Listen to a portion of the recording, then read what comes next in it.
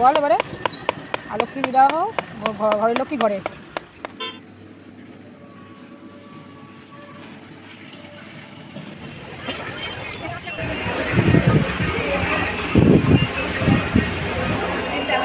দিদি বলেছে আইসক্রিম না খেয়ে আজকে বাড়ি যাবে না, তাই তো? তুই আজকে আইসক্রিম না খেয়ে বাড়ি যাবি না তো?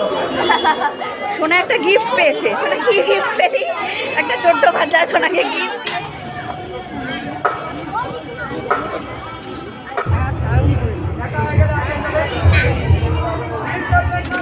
Hello everyone, welcome back to segment Saga. আমি রেখা চলে এসেছি আবার একটা নিউ ব্লগ নিয়ে।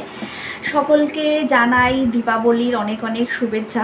যদিও দীপাবলি প্রায় এখনও চলছে, শুরু হয়ে গেছে প্রায় শেষের পথে, তবু আশা করি সকলে খুব এনজয় করছো, কালী পুজো খুব এনজয় করছো খুব ভালোভাবে, আর অবশ্যই সবাই সেফ আছো এই আশা করছি। তবে আজকে আমি একটা অন্য বিষয় নিয়ে ব্লগটা শুরু করছি। আজ আমাদের বাড়িতে অলক্ষ্মী বিদায় পুজো আছে, যেটা কালী পুজোর সময় করা হয়। তো আজ সেই পুজো কিভাবে হয়, কি কারণে হয়, সবটাই তোমাদেরকে দেখাবো। অবশ্যই দেখতে থাকো আর পাশে থাকো সেগমেন্ট সাগা। আমি সকাল সকাল স্নান করে রেডি হয়ে গেছি, যেহেতু পুজোর ওখানে যাব। পুরোহিত মশাই খুব শীঘ্রই চলে আসবেন। মামনি অলরেডি সমস্ত পুজোর কাজ রেডি করে রেখেছে। যেহেতু আমি এবার প্রথম এই পুজোটায় আছি, আমি অতটা ঠিক জানি না কিভাবে করতে হয়। মামনি সেগুলো করছে, আমি জাস্ট ওগুলো দেখছি কিভাবে হচ্ছে। আমাদের এখানে দুরকম ঠাকুর বানানো হচ্ছে। লক্ষ্মী ঠাকুরের পুজো করা হয়, লক্ষ্মীকে আহ্বান করানো হয়, আর অলক্ষ্মীকে বিদায় দেওয়া হয়।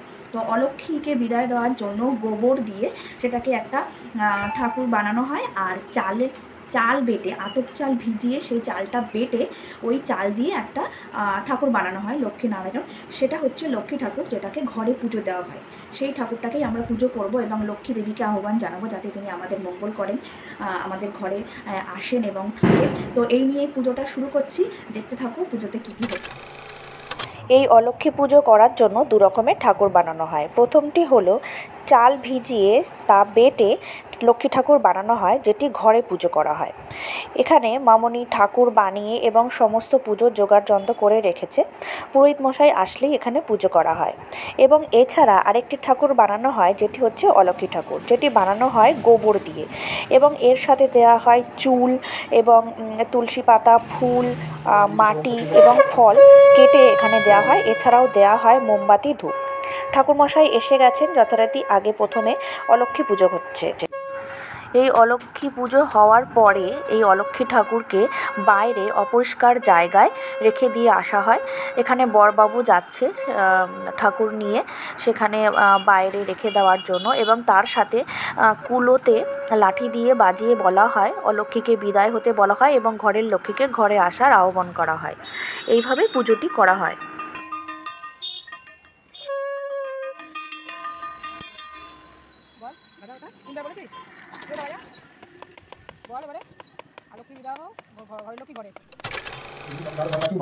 অলক্ষ্মী ঠাকুরকে বিদায় দেওয়ার পর ঘরে যে ঠাকুর বানানো হয়েছিল জালপাটা দিয়ে, সেই ঠাকুরের পুজো দেওয়া হচ্ছে, মানে এখানে লক্ষ্মী পুজো করা হচ্ছে।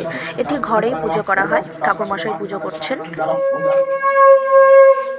আমাদের পুজো কমপ্লিট হয়ে গেছে, ঠাকুরমশাই এখন চলে যাচ্ছেন। মোটামুটি পুজো শেষ হতে হতে 1টা বেজে গেল। যাই হোক, পুজো আজকের মতো হয়ে গেছে।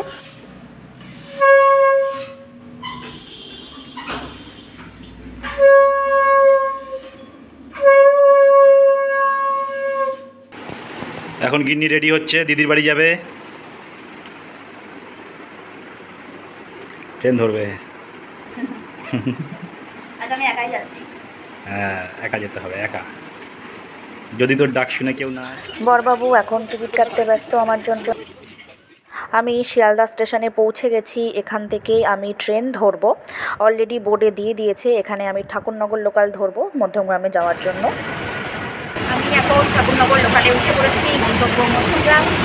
ট্রেনটা খুবই ফাঁকা, আগে ট্রেনটা পাইনি, যেটা বন্ধুরা লোকাল ধরবো ভেবেছিলাম। যেহেতু সোনারপুর লোকালটা একটু লেট করলো, তাই আমি এখন ঠাকুরনগর লোকালে উঠেছি। এটাতে করে যাবো মধ্যমগ্রামে। এটার টাইম এখনও আছে, 34-এ ছাড়বে।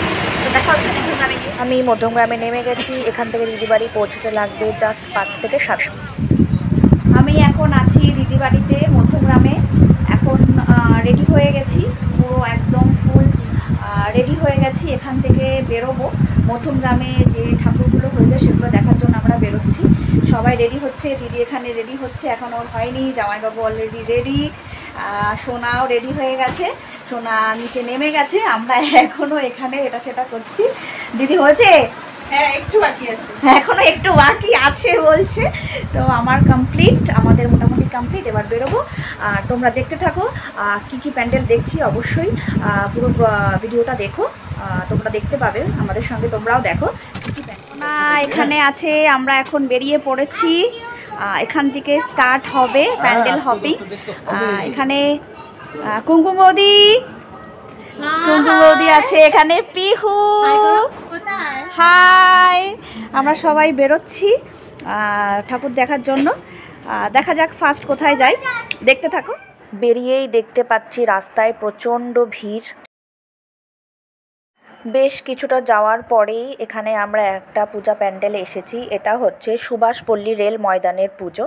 এক্স্যাক্টলি মধ্যমগ্রাম রেলওয়ে স্টেশনের অপোজিটে যে মাঠটা আছে সেখানে এই পুজোটা হয়। তো প্যান্ডেলটা খুবই সুন্দর, সামনে যে শিব মূর্তিটা আছে খুবই ভালো লাগলো, আর ভেতরটা প্রচণ্ডই সুন্দর, পুরো শীষমহলের একটা ফিলিং পেলাম ভেতরে যাওয়ার পর। প্রতিমাও খুব সুন্দর হয়েছে, প্যান্ডেলটা খুবই ভালো লেগেছে আমার। এখান থেকে বেরিয়েই কিছু দূর পরে একটা মাঠ আছে যেখানে মেলা বসেছে, প্রচুর মানুষের ভিড় সেখানে এবং প্রচুর স্টল। আমরা এখন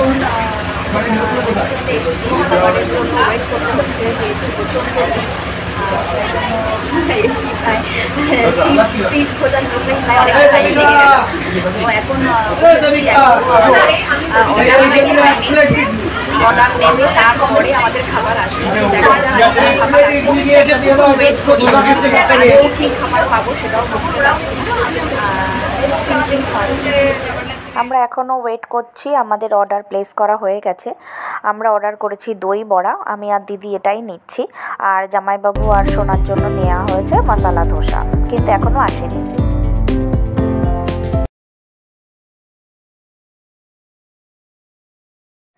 ফাইনালি আমাদের দই বড়া এসে গেছে আমাদের কাছে।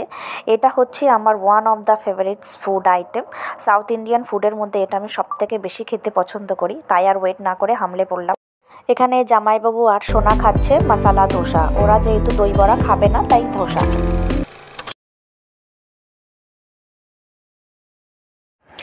এরপর খাওয়া দাওয়ার পরে আমরা চলে এসেছি মধ্যমগ্রাম চৌমাথা সুভাষ ময়দানে। এখানে খুব সুন্দর প্যান্ডেল করেছে, দেখেই মন ভরে গেল। বেশ অনেকক্ষণ ধরে প্যান্ডেলটা দেখলাম এবং এর পাশাপাশি এখানে নানান কারুকার্য করা হয়েছে প্যান্ডেলে। তো মণ্ডপটা সাজাতে বেশ এফর্ট দিয়ে সাজানো হয়েছে।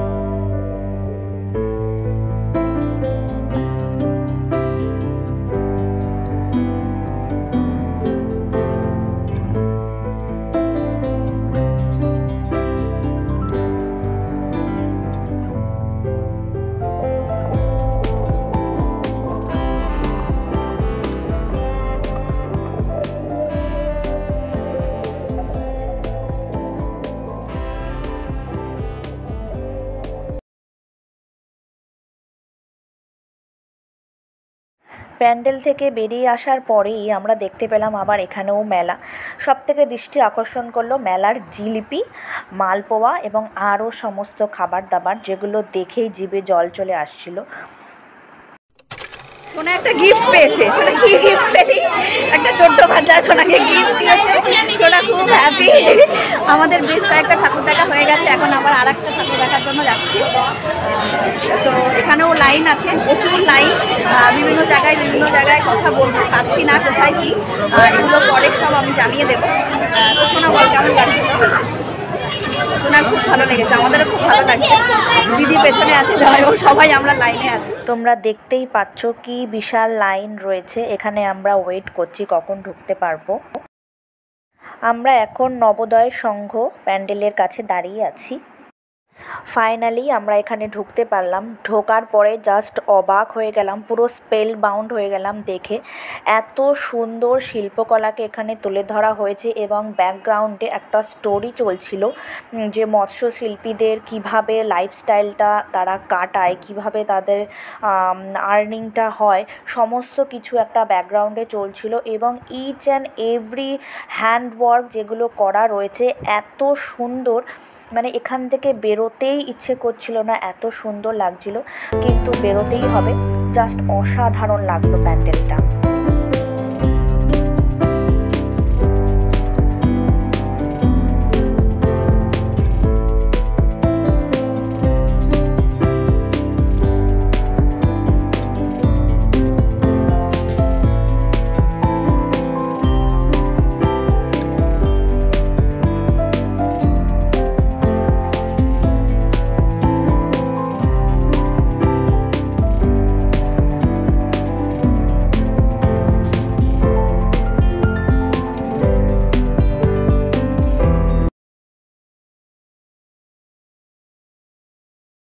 আমরা মোটামুটি বেশ কিছু প্যান্ডেল দেখে নিয়েছি। জাস্ট একটা পটচিত্রের প্যান্ডেল দেখলাম, অসাধারণ লেগেছে।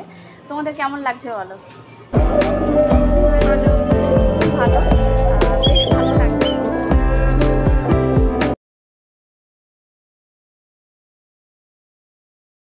এরপর আমরা পৌঁছে গেছি দেবীগড় ইয়ং সেন্টার প্যান্ডেলের কাছে। এখানেও প্যান্ডেলটা অসাধারণ হয়েছে, তোমাদের দেখানোর চেষ্টা করলাম।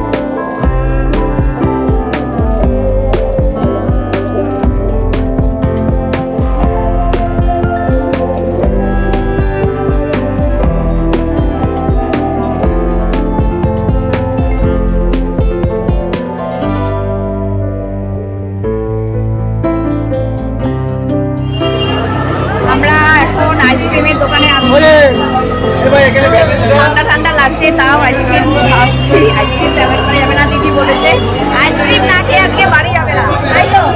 তুই একটা আইসক্রিম না খেয়ে বাড়ি যাবি না তো? সোনা খাচ্ছে না ঠান্ডার জন্য।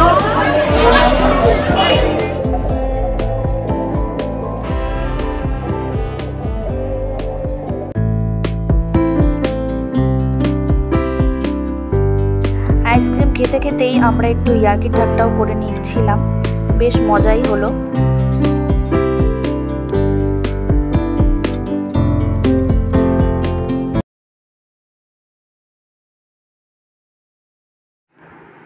এরপর আমরা চলে এসেছি চণ্ডীগড় অ্যাথলেটিক ক্লাবের প্যান্ডেলে, যেখানে প্যান্ডেলটি ছোট ছোট প্রদীপ দিয়ে করা হয়েছে। এত সুন্দর লাগছে, দূর থেকে বোঝার উপায় নেই যে এই জিনিসগুলো ছোট ছোট সব প্রদীপ, এবং ভেতরে ঢোকার পর বড় বড় প্রদীপের শেপের আইডল করা হয়েছে। খুবই সুন্দর লাগলো প্যান্ডেলটা দেখতে।